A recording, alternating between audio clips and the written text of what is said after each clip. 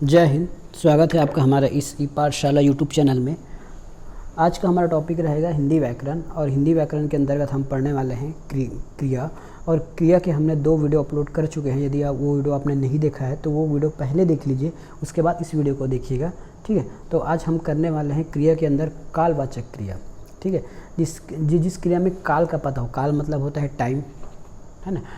English हम पढ़ते हैं टाइम, और यहाँ पे हम पढ़ेंगे काल, समय, भूतकाल, भविष्य काल और वर्तमान काल। तो जिस क्रिया से भूत भविष्य का ज्ञान होता है, जिस क्रिया से भूत भविष्य काल का ज्ञान होता है, उसको हम बोलते हैं कालवाचक क्रिया। अब कालवाचक क्रिया में क्या होता है? क्रिया के जिस रूप से पता चले कि क्रिया कब हुआ है, या हो चुका है, होने वाला है, हो रहा है, होगा, कब होगा, जो भी। ठीक है, तो ये होता है हमारा कालवाचक क्रिया।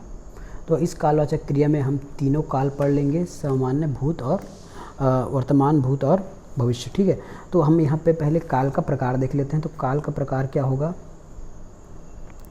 काल का प्रकार होगा, यहाँ पे देख लीजिए। पहला होगा हमारा भूतकाल। पहला होगा भूतकाल, सॉरी, वर्तमान से शुरू करते हैं। तो ये पहला होगा वर्तमान काल, दूसरा होगा भूत, तीसरा होगा भविष्य। ठीक है, तीसरा होगा भविष्य काल। तो हमारे पास 3 काल है हिंदी में। एक होता है भूतकाल, सॉरी, वर्तमान काल, भविष्य का, भूतकाल और भविष्य काल। तो वर्तमान काल के 5 उदाहरण देखेंगे। भूतकाल के 3 उदाहरण होंगे, 3 प्रकार, और भूतकाल के 6 प्रकार होंगे, और भविष्य काल के 3 उदाहरण होंगे। अब एक काल क्या है, ये एक टाइम लाइन पे देखिए। ये देखिए, आज को बीच में रखिए, ये आज है। ठीक है, ये आज है, आज को बीच में रखिए। और ये है बीता हुआ, ये बीता हुआ। सॉरी, ये कलर आपको दिख नहीं रहा होगा, दूसरा कलर यूज़ करता हूँ मैं, ब्लैक ले लेते हैं। बीता हुआ, ये है अपना बीता हुआ, बीता हुआ। और ये है आने वाला।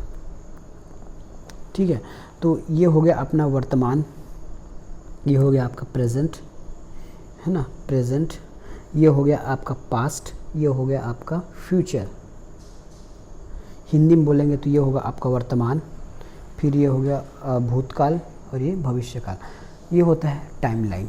ठीक है, तो इसको पढ़ते हैं हम काल के रूप में। वर्तमान काल, वर्तमान से पीछे जाएंगे तो भूतकाल, जैसे आज, यदि आज मैं ये वीडियो पढ़ा रहा हूँ तो आज ये वर्तमान काल है, आज का दिन। और कल जो बीत गया वो होगा बीता हुआ, और जो कल आने वाला है वो ये होता है हमारा भविष्य काल। तो देखिए, काल को हम टाइम या डेट के हिसाब से बांट सकते हैं। यदि अभी 1 सेकंड पहले का या 1 सेकंड आने वाले का, ठीक है, अभी से 1 सेकंड पहले भूत हो जाएगा, और 1 सेकंड, अभी से 1 सेकंड बाद आने वाला भविष्य हो जाएगा। तो ये होता है कि बीता हुआ, आने वाला, और जो चल रहा है, इसको बोलेंगे हम काल। ठीक है, आगे एक चार्ट के माध्यम से समझते हैं कि काल कैसा है। ये देखिए, काल, समय। वर्तमान काल, वर्तमान काल में होता है आपके 5 प्रकार होंगे। सामान्य वर्तमान काल, ठीक है, 5 प्रकार होंगे। सामान्य वर्तमान काल, तात्कालिक वर्तमान काल, संदिग्ध वर्तमान काल, पूर्ण वर्तमान काल, हेतु हेतु मद। ठीक है, अब सामान्य वर्तमान काल की पहचान क्या है? तो ता, ती, ते। ठीक है, और तात्कालिक का रहा, रही, रहे। देखिए, सामान्य मतलब होता है जनरल, और तात्कालिक मतलब होता है, जैसे इंग्लिश में पढ़ते हैं ना, कंटिन्यूअस, वो है कंटिन्यूअस। उसके बाद है संदिग्ध वर्तमान काल। संदिग्ध मतलब संदेह कि काम हो रहा है कि नहीं हो रहा है, ये होता है। रहा होगा, रही होगी। पूर्ण मतलब कंप्लीट हो गया काम, या ये। ठीक है, और हेतु हेतु मतलब दो क्रियाएं वर्तमान में चल रही है, और दोनों एक दूसरे के पूरक होते हैं। ये हो गया वर्तमान। भूत का समझते हैं तो भूत में 6 प्रकार है। सामान्य भूत, आसन्न भूत, पूर्ण भूत, संदिग्ध भूत और अपूर्ण भूत। अब सामान्य भूत को था, ये, रा, रु, चुका, ये भूत है। और आसन्न मतलब अभी जो चल रहा है, तो या, यही, ये, चुका, पूर्ण, स्मृत, इस प्रकार। तो आज हम वर्तमान काल के बारे में समझेंगे। ठीक है, आज हम वर्तमान काल के बारे में समझेंगे। और भविष्य काल के 3 प्रकार होते हैं। सामान्य भविष्य, संभाव्य भविष्य, हेतु हेतु मद। सामान्य के लिए गा, गे, गी, और संभाव्य मतलब शायद, ये शायद, सकता, हेतु दो क्रियाएं जो भविष्य में हो, और जो दो क्रियाएं वर्तमान में हो। उसी प्रकार हेतु मत भूतकाल के लिए भी होता है, जो दो क्रियाएं भूतकाल में हो और एक दूसरे के पूरक हो। तो आज का हमारा टॉपिक रहेगा वर्तमान काल। चलिए वर्तमान काल पे फोकस करते हैं। यह है हमारा वर्तमान काल, ठीक है, यह है हमारा वर्तमान काल। और वर्तमान काल के 5 प्रकार हो गए। क्रिया के जिस रूप से यह पता चले, ठीक है, क्रिया के जिस रूप से यह पता चले कि कार्य हो रहा है, वर्तमान में कार्य हो रहा है, हो रहा होगा। देखिए मैं यहाँ होगा शब्द जोड़ रहा हूँ, इसका मतलब ये नहीं है कि भविष्य है, हो रहा होगा, होगा नहीं बोल रहा हूँ, हो रहा होगा, ठीक है। तो ये होता है हमारा कुछ वर्तमान काल की बातें। तो समझते हैं कि सबसे पहले होता है सामान्य वर्तमान काल। अब सामान्य वर्तमान काल में क्या आता है, देख लीजिए। जो सामान्य रूप से होती है, रोज़मर्रा के कार्य हैं, आदतें हैं, दिनचर्या है, रोज़मर्रा के काम, जैसे रोज़ सूर्य उगता है, वर्तमान काल है, ठीक है। रोज़मर्रा के काम हैं, आदतें हैं, दिनचर्या हैं, वह सामान्य वर्तमान में आती है। इसकी पहचान क्या है, तो इसकी पहचान आप यहाँ लिख लीजिए। इसकी पहचान है ता है, ती है, ते है। ता है, ती है, ते है और ठीक है, ये तीनों आप इसके कहने। क्रिया की पहचान अंत में ता है, ती है, तय है, ठीक है, क्रिया की पहचान है वर्तमान काल के। चलिए अब इसके बात करते हैं उदाहरण के रूप में। तो मैं उसकी सहायता करता हूँ, ये वर्तमान काल है। मैं उसकी सहायता करता हूँ, अभी कर रहा हूँ क्या, नहीं। करने वाला हूँ क्या, नहीं। कर रहा था क्या, नहीं। करता हूँ, सामान्य बोलचाल की भाषा है, ठीक है। नौकर अभी तक बाजार से क्यों नहीं आया, देखिए यहाँ प्रश्न पूछ रहा है, फिर भी ये आपका सामान्य काल है, ठीक है। अभी तक बाजार से नहीं आया, ये वर्तमान काल है। यदि क्वेश्चन में ऐसा आ जाएगा तो ये प्रश्नवाचक वाक्य तो है, लेकिन काल के रूप में देखा जाए तो ये हमारा वर्तमान काल है, ठीक है। वर्तमान काल में और क्या आ सकता है कि सूर्य पूर्व दिशा से उगता है, मनीष सुबह से अखबार नहीं पढ़ता है, ठीक है। क्या पूजा इसी विद्यालय में पढ़ती है। सामान्य की बोलचाल, जैसे आप पूछें कि तुम्हारा क्या नाम है ना, जैसे तो इसमें क्या नाम है, इसमें तो कोई क्रिया नहीं है, तो ये वर्तमान काल में नहीं आएगा। कि तुम जा रहे थे, या फिर मनीष सुबह अखबार नहीं पढ़ता, ये निगेटिव में भी आ जाएगा। अब समझते हैं तत्कालिक में क्या होता है। तत्कालिक में कोई कार्य वर्तमान में हो रहा है, कंटिन्यूअस, है ना। तत्कालिक क्रिया में वर्तमान में कोई कार्य हो रहा है तो वो होगा अपूर्ण वर्तमान काल। एक मिनट, है ना, ये होगा आपका तत्कालिक। अपूर्ण है मतलब वो कार्य पूरा हुआ नहीं है। जैसे बच्चे गली में खेल रहे हैं, बच्चे जो है गली में खेल रहे हैं, ये खेलने का काम हो रहा है। काम पूरा हुआ है क्या, नहीं हुआ है, लेकिन बच्चे गली में खेल रहे हैं, ये तत्कालिक है, तुरंत अभी चल रहा है काम। जैसे इंग्लिश में बोलते हैं ना कंटिन्यूअस टेंस, कंटिन्यूअस, ये होता है कंटिन्यूअस, मतलब वो काम अभी तक जारी है, काम अभी तक जारी है। अब इसके कुछ अंत में पहचान क्या होगा, तो रहा है, रहा है, रही है ना, रहे हैं।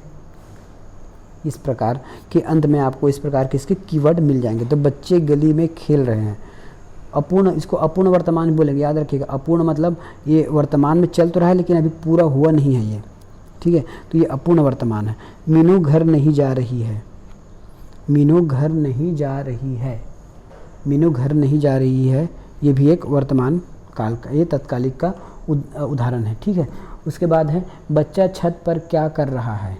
बच्चा जो है छत पर क्या कर रहा है, ये पूछ रहा है ना, पूछने का काम भी इसमें हो रहा है। तो बच्चा छत पर क्या कर रहा है, ये हमारा होता है तत्कालिक कार्य।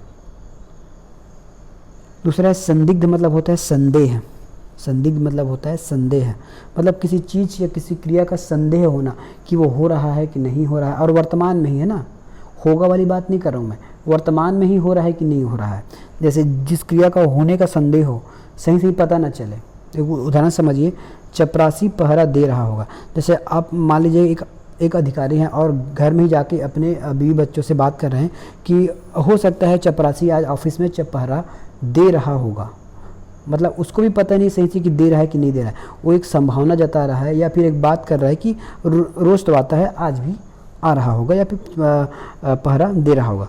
पिताजी बाजार से नहीं लौट रहे होंगे, नहीं लौट रहे होंगे, संदिग्ध है, लौट रहे हैं या नहीं लौट रहे हैं, ये पूर्ण रूप से ज्ञात नहीं है, सही पता नहीं है, अधूरा नॉलेज है है ना, जिसमें ज्ञान अधूरा है, पूरा पूरा नहीं है।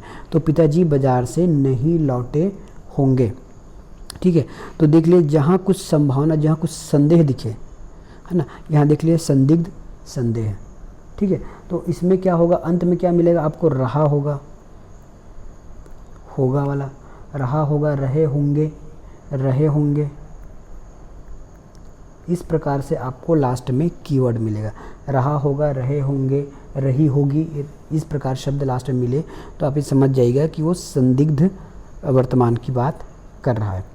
अगला देखते हैं पूर्ण वर्तमान, जिसमें कार्य पूर्ण हो चुका रहता है। जैसे हम और क्या देखते हैं अभी पूर्ण वर्तमान में, एक टेंस देखते हैं इंग्लिश में, वो जैसे कंप्लीट वाला परिणाम है। जैसे किसी कार्य का कंप्लीट होना पाया जाना, इसको हम आसन्न भूत भी कहते हैं ना। यदि कोई क्वेश्चन आए तो ऐसे देख लीजिए, पूर्ण वर्तमान को हम आसन्न भूत भी बोलते हैं। जब भूतकाल पढ़ाएंगे तब उसकी चर्चा करेंगे। जो क्रिया अभी अभी पूरा हुआ है, वर्तमान काल, कंप्लीट हो गया है। मतलब सीता ने खाना बनाया, बच्चे ने माँ ने बच्चे को नहलाया। सीता ने खाना बनाया, मतलब खाना बनाने का जो कार्य है, देखिए यहाँ बनाना एक कार्य है, नहलाना एक कार्य है, तो ये कंप्लीट हो गया है। ठीक है, कंप्लीट हो गया है इसमें। और कोई इसमें संदेह वाली या फिर कोई ऐसी बात नहीं है कि बना रहा है या बनाएगा या फिर बना रहा होगा, ऐसा नहीं, कंप्लीट हो गया है। बच्चे ने माँ ने बच्चे को नहला दिया और सीता ने खाना बना दिया। ठीक है, तो इसके अंत में क्या होगा, या है, या ये है ना, देखिए या है इसमें, या ये इस प्रकार के आपके लास्ट में कीवर्ड मिलेगा। ये या है, ये है और ये है, ये। ठीक है, तो ये होता है आपका पूर्ण वर्तमान काल। अगला देखते हैं हेतु मद वर्तमान काल। हेतु मद वर्तमान काल, इसका मतलब क्या होता है, क्रिया के जिस रूप से ये पता चले कि वर्तमान समय में किसी कार्य का होना या नहीं होना किसी दूसरी क्रिया के होने या नहीं होने पर निर्भर करता है। यदि वर्तमान में आपको कुछ क्रिया करना है और वो क्रिया किसी अन्य क्रिया पर डिपेंड करता है, तब होता है ये हेतु मद। देखिए, किसी क्रिया का होना या नहीं होना अन्य क्रिया पर निर्भर करता है। जैसे यदि कोमल के पास साइकिल होती है तो नहीं बोल रहे हैं, तो वह स्कूल जा पाती। मतलब इसमें दो क्रिया है, यदि उसके पास होती तो वह स्कूल जा पाती। दूसरा है जब राम दुकान से वापस आ जाता है, ये ता है ना, आ जाता है, तब तो उसके पिताजी खेतों पर चले जाते हैं। दो क्रिया एक दूसरे पर डिपेंड है, यहाँ देखिए, है ना। उसके पिताजी कब खेत जाते हैं, जब राम जो है दुकान से वापस आ जाता है। तो ये होता है हेतु मद। एक क्रिया देखिए, ये खेत जाने की क्रिया किस पे डिपेंड है, जब तक राम दुकान से वापस नहीं आ जाता। ठीक है, और यदि कोमल के पास साइकिल होती तो वो स्कूल जा पाती। ये स्कूल जाने का जो प्रोसेस है या फिर जो क्रिया है वो किस पर निर्भर है, तो यदि कोमल के पास साइकिल होती तब, मतलब एक क्रिया दूसरे पर निर्भर है वर्तमान में, तब हम इसको बोलते हैं हेतु मद।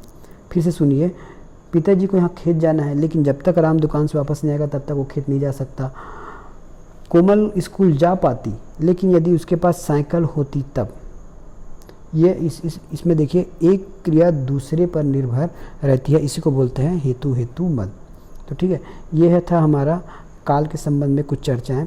इसके बाद देखेंगे भूत और भविष्य को। तो मिलेंगे नेक्स्ट वीडियो में।